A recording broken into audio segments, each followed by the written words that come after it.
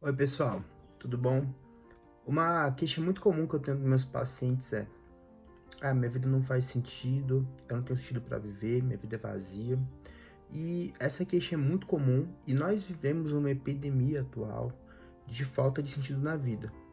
Eu vou abordar como você pode, uma técnica, uma ferramenta que pode te ajudar a ter um sentido na sua vida, que pode te ajudar a achar um rumo para a sua vida.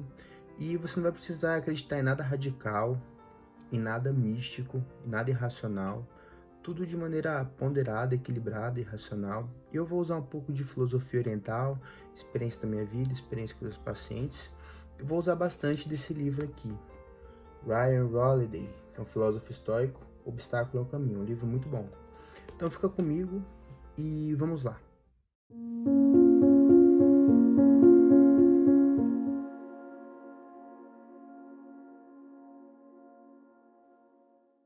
Meus amigos, antes de começar o vídeo, a gente tem um ritual de sempre, que é pedir para você curtir. O canal é muito pequeno e qualquer ajuda que você puder dar, curtindo aí nosso trabalho, já vai ajudar muito. Bom, para o tema do vídeo, né? Hoje em dia nós vivemos uma epidemia de falta de sentido, de uma vida vazia, todo mundo se sente um zumbi. Tanto é que filmes de zumbi e outras coisas parecidas estão muito na moda, né? Porque no final essas narrativas cinematográficas são histórias que nos contamos sobre nós mesmos. Mas enfim, eu vejo que a falta de sentido na vida hoje em dia vem de duas fontes principais. Uma é colocar o sentido na vida em algo externo ao seu controle, em algo que você não pode controlar. Isso gera todo tipo de frustração. E dois, são as mortes das grandes metanarrativas sobre a realidade. O que eu quero dizer com isso? Não estou aqui dizendo minha opinião sobre nada disso. Eu estou descrevendo fatos históricos e filosóficos e geopolíticos atuais. Que é o seguinte: com o avanço das ciências e com o avanço de teorias como a pós-modernidade e outras teorias acadêmicas, as grandes narrativas envolvendo a existência de Deus, a existência de outros grandes propósitos para a nossa vida, foram desbancadas pelo racionalismo e pelo niilismo. Vivemos uma época de hiperracionalidade, que tem seus prós e seus contras. E a gente vê a queda da religião e de outras grandes narrativas ideológicas em todas as culturas, né? Em países desenvolvidos principalmente. E no Brasil, a gente tem um pouco disso em algumas classes sociais. Isso é um dos problemas também. Mas nesse vídeo aqui, eu não vou focar nessa parte que exige uma questão de análise histórica e geopolítica e filosófica de história das ideias. Não vou focar nisso agora.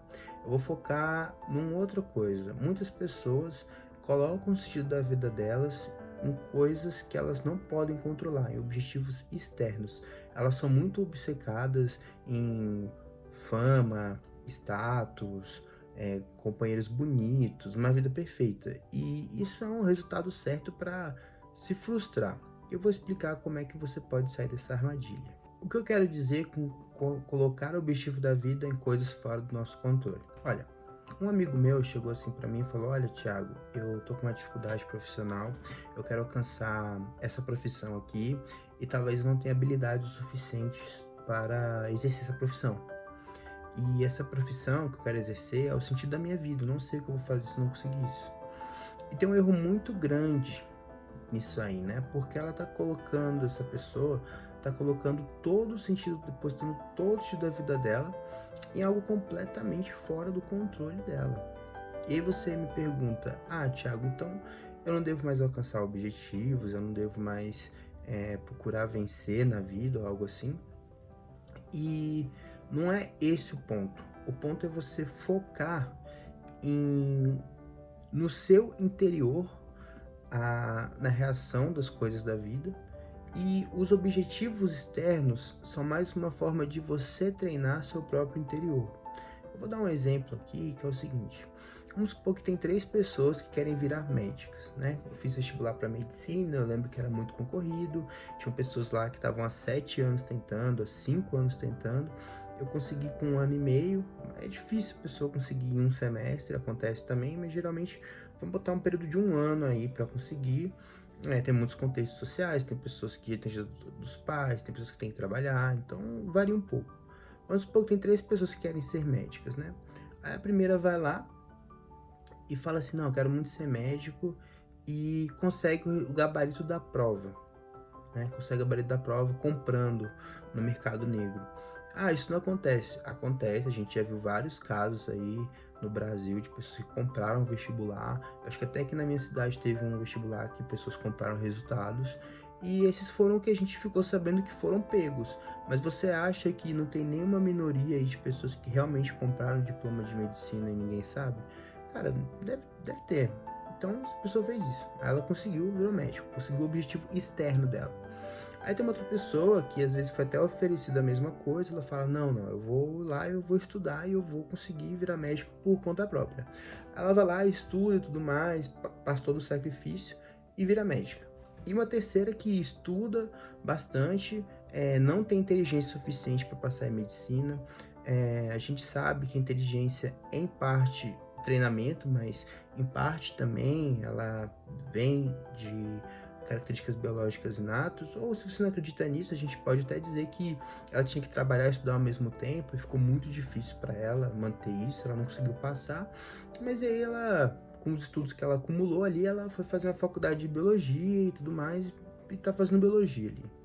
Não conseguiu o sonho dela, né? Mas fez uma outra coisa. A primeira pessoa conseguiu o que ela queria, mas ela se tornou um bandido no processo, entende?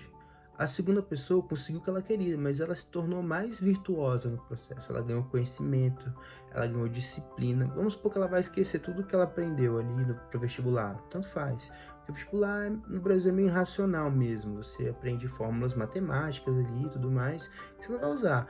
Mas ela aprendeu disciplina, dedicação, ela talvez tenha se frustrado não passando em vários vestibulares e conseguiu o que ela queria. E a terceira pessoa, às vezes não conseguiu o que ela queria, mas o que ela vai achar do que aconteceu depende muito de quem ela é, porque é possível que ela veja essa derrota aí como uma grande lição de que nem sempre a gente consegue o que a gente quer, foi fazer uma outra coisa que gostava também, às vezes até que gostava mais, mas não estava pensando só no retorno financeiro. Ela aprendeu a estudar, aprendeu a se dedicar, ela conseguiu algo, não foi uma derrota completa, ela teve seu mérito ali.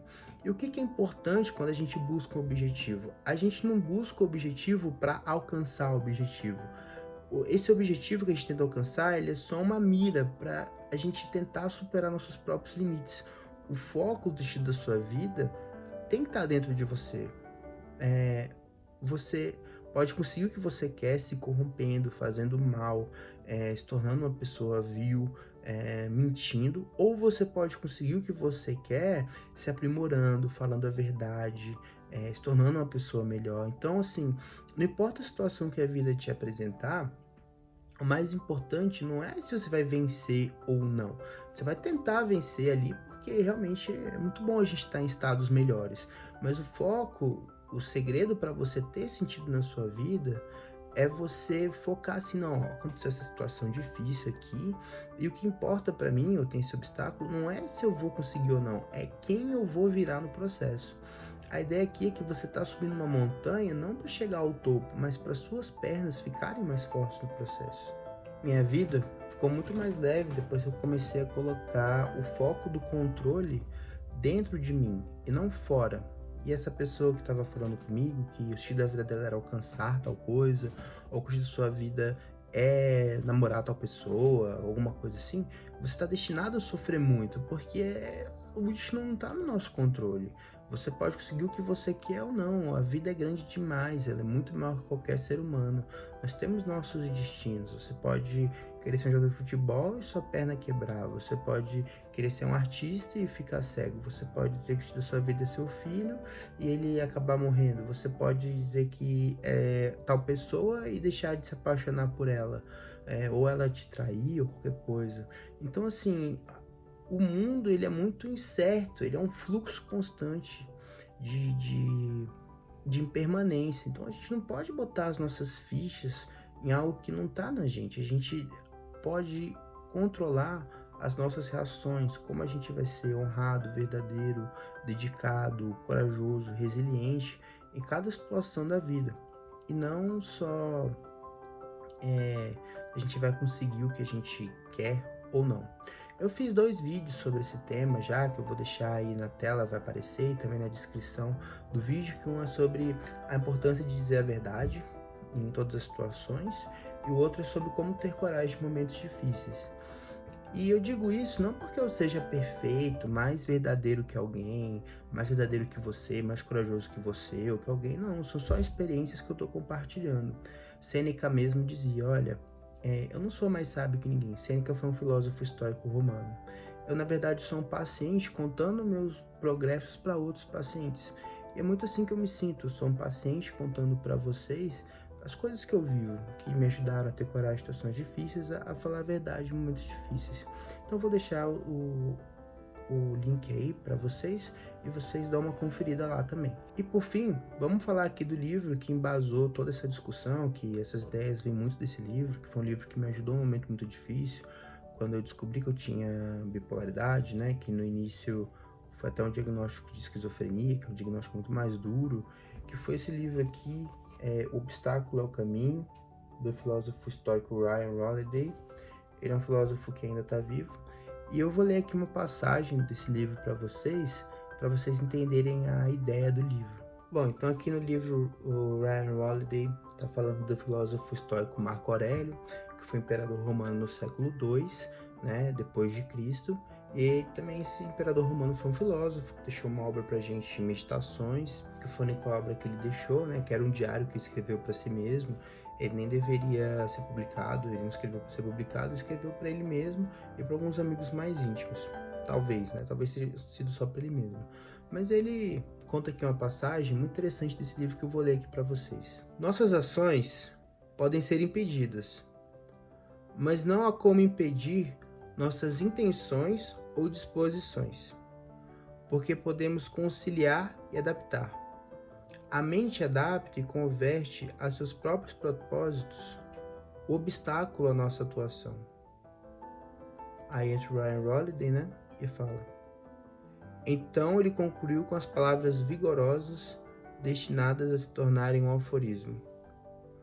O que impede a ação, favorece a ação. O que fica no caminho, torna-se o caminho. E aí entra o Ryan Holiday novamente, né? E fala. Vindo deste homem especial, estas não foram palavras vãs. Esse homem especial é Marco Aurélio, né? Em seus 19 anos de reinado, ele vivenciaria uma guerra quase constante, uma praga terrível, possíveis infidelidades, repetidas e árduas viagens através do Império, da Ásia Menor até a Síria, o Egito, a Grécia e a Áustria. Um tesouro rapidamente exaurido, um meio-irmão incompetente e ganancioso como co-imperador, e outras coisas mais. E pelo que sabemos, ele realmente viu cada um desses obstáculos como oportunidades para praticar alguma virtude, paciência, coragem, humildade, engenhosidade, razão, justiça e criatividade. Então, assim, eu vou dar só um exemplo das coisas que o Ryan Holiday está falando, que foi o seguinte: durante o reinado do Marco Aurélio, houve uma praga, uma epidemia, assim, que foi chamada de peste antoniana, que era uma doença muito grave, que não tinha cura e durou muito tempo essa epidemia, né? Então, imagina hoje em dia o que aconteceu com o Covid, a gente teve essa pandemia e a gente tinha ciência, tinha vacina, tinha tudo, e como foi difícil. Imagina naquela época uma praga muito mais mortal, né? Eu não sei a taxa de mortalidade da doença, mas com certeza era muito maior que os 3 a 7% do Covid, né? O Covid não matava, assim, muitas pessoas. Você vai dizer, mas milhões de pessoas morreram. Mas, assim, estatisticamente, a maioria das pessoas que pegou Covid não morreu. E depois veio a vacina e tal. A doença que o Marco Aurélio enfrentou, aquela praga, era mais mortal e ninguém sabia de onde vinham as pragas, etc. Então eu vou dar exemplos mais atuais, né? Quando a pandemia do Covid estourou, muitos governadores brasileiros se mudaram do país para passar férias em outro país, ou se mudaram de cidade, fugiram da doença, né? E foram criticados na imprensa e tal. E na época de Marco Aurélio não foi diferente. A história humana, ela tem a mania de rimar, de se repetir de forma parecida muitas vezes. Quando estourou a praga antoniana ali em Roma, né, muitos nobres fugiram de Roma. E Marco Aurélio teve a possibilidade de fugir de Roma. E ele falou: não, eu não vou fugir, meu povo precisa de mim, eu vou ficar aqui e vou enfrentar isso aí. Inclusive, eu acredito que ele tenha morrido disso anos depois, numa batalha na fronteira ali com os bárbaros. Acho que foi, inclusive, essa praga que matou ele anos depois. Mas ele mostrou ali coragem em servir as pessoas, né? Ele não estava preocupado se ele ia morrer, não. Ele estava preocupado em mostrar as virtudes e cumprir os deveres dele. E quando você tem esse foco na vida, a vida fica muito mais fácil, porque você não está preso em ganhar, em ser um vencedor. Você está preso e você está determinado a algo que você controla, que é ser uma pessoa nobre. Então é isso que eu tinha para falar para vocês no vídeo de hoje. Espero que ajude vocês de alguma forma. Comenta aí o que você acha dessa teoria histórica do foco do controle interno, se você concorda ou não, se é para você ou não, se você gostou, se esse vídeo te ajudou de alguma forma. Um grande abraço, meus amigos.